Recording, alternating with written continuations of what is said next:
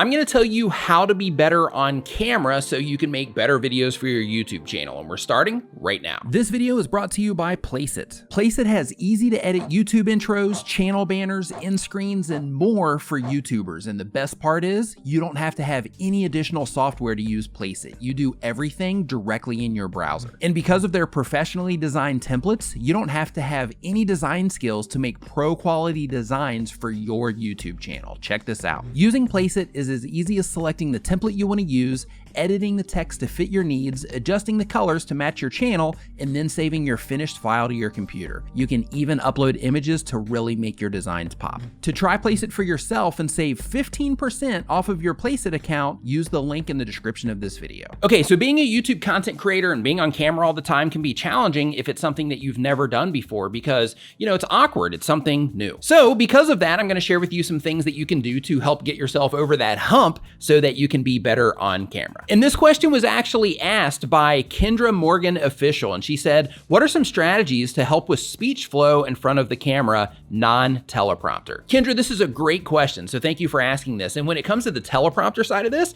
I just wanna say that personally, I'm not a fan of teleprompters. There are people that are really good at them, but a lot of people, when they're using a teleprompter, it's awkward. And you can tell that they're using a teleprompter either by their speech pattern or you can watch their eyes going back and forth as they're reading through the teleprompter. But if you are somebody that does want to try a teleprompter, some people do have success with them. So because of that, if you're watching this and you're like, yeah, you know what, maybe I could use a teleprompter, then in that case, give it a shot because it might end up being your thing. But for the rest of us, we gotta talk about two things. We gotta talk about one, your recording method in terms of how you're actually recording stuff. And two, we gotta talk about your actual presence on camera, like what you can do to be better within the way that you are recording your videos. Let's start with the recording method. When you're recording your videos, you have a few different options that you can do. The first, of course, is scripting things out. That's where you write your entire video word for word. The positive side of scripting is that you have your entire video planned out, you know exactly what it is that you're gonna say, and it makes it pretty much impossible to screw up the end result. The downside of using scripts, however, is that when you're using scripts, you are very focused on every word that's coming out of your mouth, and you're looking at the script, and then you're looking at the camera, and you're trying to think to yourself, am I saying the right thing? Is it coming through in the right order? And things like that. And it can make the communication side of your video a little bit rigid or robotic or just not that natural. Unless, of course, you get really, really good at scripts and going through that process through practice, which a lot of people do. And a lot of people are successful through that with script writing. Personally, I hate scripting. That's why I use the next option, which is bullet points. When it comes to bullet points, it's a completely different thing because instead of scripting out where you're writing word for word, you're just writing, a little phrase or maybe one word that is going to help you stay on track while you're putting your video together. The plus side or the win of using bullet points is that when you are communicating through bullet points, you're just taking the note of this is the thing that I want to talk about, but then you're communicating it in a more natural way. And that's because you really don't have an option. You just have the word that you're going off of, or you have the, short sentence or something that you're going off of to keep you on track, but the entire rest of that area of your video is coming directly from your brain and you're communicating it in the way that you communicate naturally instead of trying to make sure that you're saying the exact things that are on the paper or on your screen when you're writing a script. The downside of bullet points, however, is that it might take you a lot of takes to get through one video because you have the thing that you're wanting to say, but you actually saying it in the way that resonates with you so that you know it's good might take a handful of clips in order to actually get you there. See, I just screwed up when I said that. So technically we should redo this clip, but I'm not going to. I'm gonna leave it in here for the sake of the example. But as you can see with me just stumbling over my words a little bit right there in that particular part of the video, if I wanted to make that again, then it might take me several different clips in order to get through that successfully. Like this clip here, I might nail it, or I might have to make this clip a handful more times depending on what it is that I end up saying as all of these words are coming out of my mouth. And of course, we all look at things differently. Some people might see that side of having to make a bunch of clips as an inconvenience or just not a good thing. Me, however, I find it fun because then I get to experiment with different ways that I might express the same idea, or I just might be able to retake a clip a bunch of times and just have fun messing up a lot and getting myself into a great mood while I'm actually making the content. Now, a third way, of course, is just freestyling. And what freestyling is to where you have the subject matter that you're going to talk about and then you just go for it. So if you're you're a gamer and you're doing Let's Plays, this would be you, because you have no other choice except to freestyle, because you know that you can't necessarily plan out what's gonna happen in a game. And then, of course, you have the hybrid. Now, the hybrid is where you mix up some of these things. So for example, let's say that you're doing a bullet point list, but on that bullet point list, you have some technical things that you need to get in there, and those technical things need to be accurate. In that case, one of the options that you could have is that you put together a bullet point list, and then you just have notes attached to some of the bullet points, or maybe a short paragraph explaining in a little bit more detail the technicalities of what it is that you're talking about. And look, for whatever option that you choose, if you're writing scripts, if you're doing bullet points, if you're freestyling, if you're doing a hybrid, whatever it is that you choose, I do recommend that you try some of the other ways, because you might find a way that resonates best for you. When I first started, I scripted every word, I scripted jokes, I scripted pauses, everything. And then once I started experimenting with bullet points, I made a handful of videos that sucked. I didn't even put them online because I was getting into the workflow of actually working off of bullet points. And because of that, I was like, yeah, these videos didn't turn out as good as I wanted them to, so I didn't even put them online. But I went through the process of practicing working off of bullet points, which ultimately led me into a much more natural way to communicate my videos. And interestingly enough, people started responding to my content better when I started going off of bullet points instead of trying to script everything out and trying to force jokes and force being funny and force pauses where they might not have necessarily been needed. Okay, so now let's talk about the actual part of being on camera and some things that you can do to improve your on-camera presence and just how it is that you're communicating in your content. And in this part, I wanna let you know that we're talking about two different things. One is we're gonna talk about the cadence of your speech, and then two, we're gonna talk about different things that you can do to improve your camera presence overall. Starting with cadence. Now, what cadence is when it comes to your speech is it is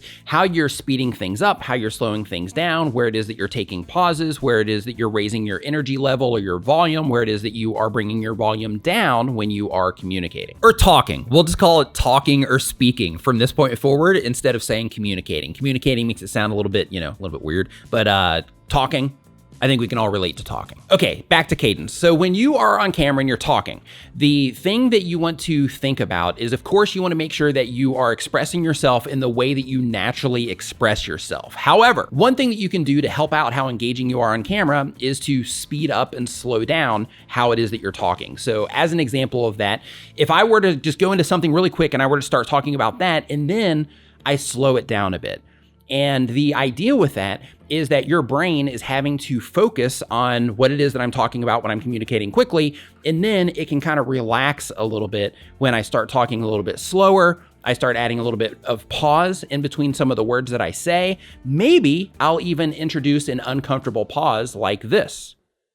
And then with that uncomfortable pause, I mean, you may or may not have found that uncomfortable, but with the uncomfortable pause, the idea of that is that you're just going for a while and you're just communicating, and then you have that moment of where everything just kind of stops, and then you start communicating again or start talking again, and then that allows you to just kind of keep people focused on what it is that you're saying, because in addition to everything that's happening on screen, if you're using B-roll and stuff like that, your voice is an additional dynamic thing that's happening that your viewers are experiencing when they're watching your videos. The same exact thing applies to volume as well with your voice. So when you are speaking to the camera, of course, in some cases, and this is all gonna come down to how you're putting your content together and how you want to be on camera, but one thing that can be advantageous as well is that you're also increasing your volume in some cases, or maybe even increasing the pitch or whatever, and then you are lowering things a little bit, maybe even leaning in a tad in order to just be a little bit more intimate with the person that you're talking to on the other side of the lens. And if you really pay attention, you're going to see in a lot of successful YouTube content creators' content, you're gonna see that they use these tactics. If they're aware of it or not, you're gonna see that they do these types of things in their videos. In fact, with entertainment content, it's often to see people really projecting their voice, almost screaming or yelling when they're projecting their voice because they're trying to get that energy up, and just the way that they're communicating, it's something that is, the way that they're talking, it's just something that is more energetic, something more lively. But if you are not making entertainment content and you're making talking head content like this to where it's you on screen, similar to what I'm doing, then in that situation, you can really use that cadence thing to really pull people in, and also just fluctuating the volume of your voice and the intensity. It can make the whole viewer experience a little bit more dynamic. Now let's talk about things that you can do on camera that can help with your on-camera presence overall. The very first thing is to record in clips. Now, when I say record in clips, all that that means is that when you are putting your videos together, you're recording in tiny little sections, and then when you pull them into your computer, you have all these different clips to work with in all of the different ways that you've said each individual part. And the bonus for this is, one, it can help on your editing side, but two, it can also be really advantageous for fixing your energy before you record every single clip and just stopping for a second. So instead of just doing this full-on long video where everything has to be a certain way, you're just working on these little incremental clips that end up being your full video. Taking this approach will help you maintain your focus when you are working on your videos so that you do have less errors. It's also going to help you maintain your energy as well, because instead of talking about something for a really long time and your energy just kind of falling off as you go along, you're able to reset yourself before every single clip. The second thing that you can do, speaking of energy, is you can raise your energy up just a tad. Now look, it's very important that you communicate in your natural way on YouTube because you're wanting people to connect and resonate with you the way that you are. However, one thing that is also important is that when you are speaking into a camera, your energy seems like it just goes down a little bit. Not like you're doing something wrong, but like the camera takes away some of that energy when you're watching it back. That's why a lot of content creators are like, man,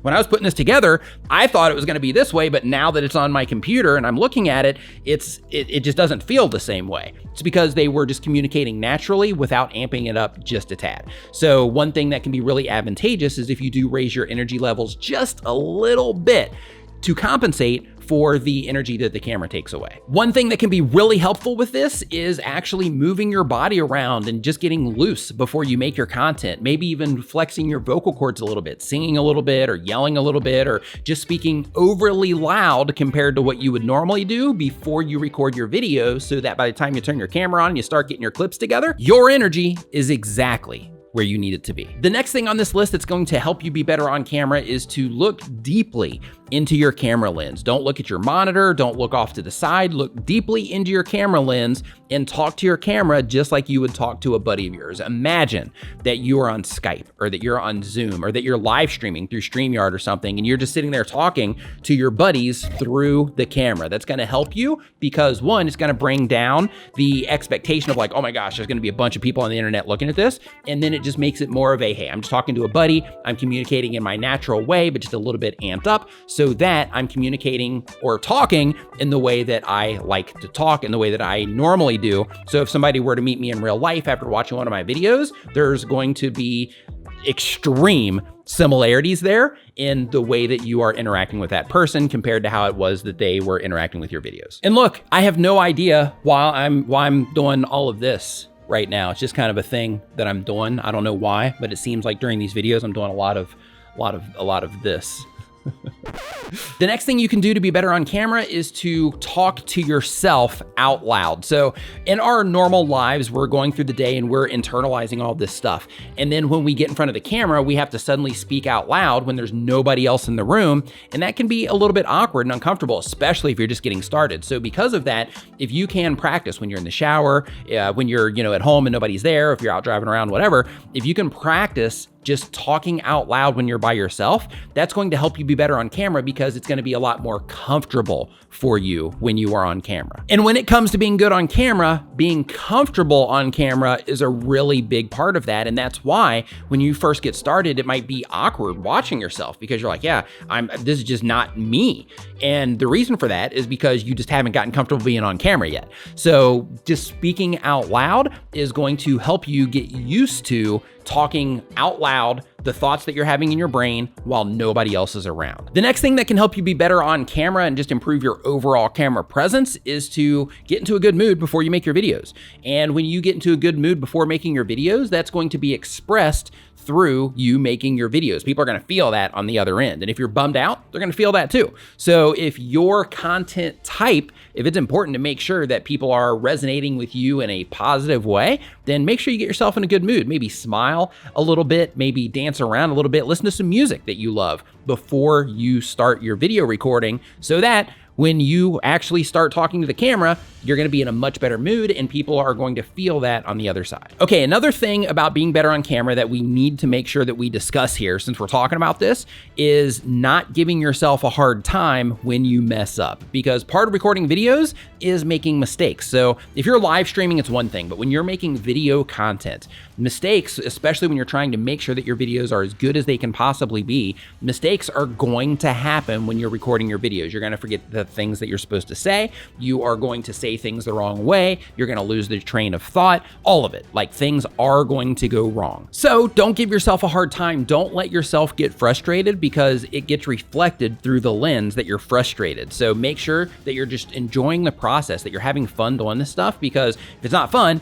then over time it's gonna be a burden. And the last thing that you want when it comes to making content on a regular basis is for that content to become a burden. Because this whole thing is about doing what it is that we love and sharing our passions with other people who are also passionate about the things that we are. It's not about getting frustrated and giving yourself a hard time. Another thing that you can do to be better on camera is to make sure that you get yourself into the right zone or the right vibe when you're recording. So I mentioned being happy before, or just being, positive and all that, but then there's the other side of it as well, of just getting your mind into the right place in general. So one thing that I personally do that is beneficial for me is, before I start recording, to make sure that I'm here and that I'm not physically here and then my mind is elsewhere, is I will just breathe. I'll take a bunch of deep breaths and just get myself comfortable right here in front of the camera before I start recording, so that I'm here, right? So that I'm here with you, instead of just being in front of the camera and going through the motions while my brain is really thinking about other things and doing other stuff. So that can also be helpful. Now, if you're watching this video on how to get better on camera, there's a really good chance that you're also trying to learn how to get better results on your YouTube channel. So I have a video right here about how to use TubeBuddy to get more views on your videos. I encourage you to check that out. It's gonna help you out a lot. And if you haven't yet, make sure you subscribe. Thank you so much for watching. I'll see you next time.